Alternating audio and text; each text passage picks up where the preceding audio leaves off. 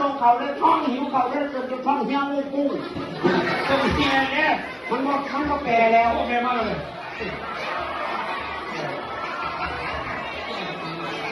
พอที่แม่มาพอดีแม่จ้าตอนนั้นแม่ก็ไปชนเขาเราเชื่อป่าเล่นเพียงแม่ได้ต้องมาลอยใส่กระดาษเรือลงเดินไปหรอกยังไว้เท่าเปล่ามาถึงเร็วนะดวงคนยังมาหมดใจเกินใจดูดาลูกหลานเอ้ยไม่เจอกี่เท่าเจ้ายังจากก่อนแดดเทียนทอนมาถอนมาเจ้าของเราแม่อะไรว่าทำพักกันเลยมาถอมมาตาห้องจ้าแม่มาเลยจ้าพ่อแม่เพชรสวยเพชรง่ายกว่านี้แม่เพชรที่หยังโยแม่ที่มาทรงเข่าสวยแค่แม่ดีแล้วกูมากนั่นน่ะระวังกันเฮ้ยกูรู้เรื่องกูเนี่ยพ่อกูไว้แล้วพี่แดด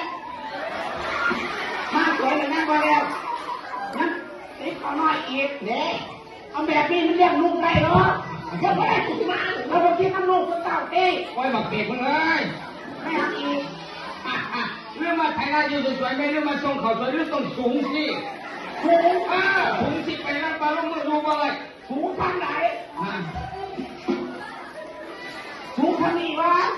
โอ้ยมันบอกข่าวใจเราบ้าแม่งสูงแบบนั้นสูงว่าหัวหาห้องแตกห้องตายหาแม่ไม่สิ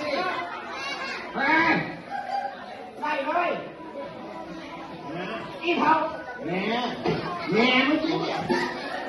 มึงเป็นยังมึงยังมาทรงเขาสวยไงมึงผ่านเรียกผ่านงานแม่มึงยังมึงบอกกินน้ำลูกเลยบอกยิ่งจังกูสีมาดิมึงอยากหลายวะมึงจะต้องตายมึงนี่เข้าใจวะมึงจะกินปี้มึงกินต้มมึงจะกินเพื่อกินพออะไรเลยนี่เอาเลยเต้เลยคิดเต้เลยคิดเด็กคิดเจ้าบินไปยังไงมึงยังร้องด้วยมึงจะกินเพื่ออะไรแม่ไปต้มแม่ไปปิ้งลูกก็กินได้ทุกเต้าแล้วแม่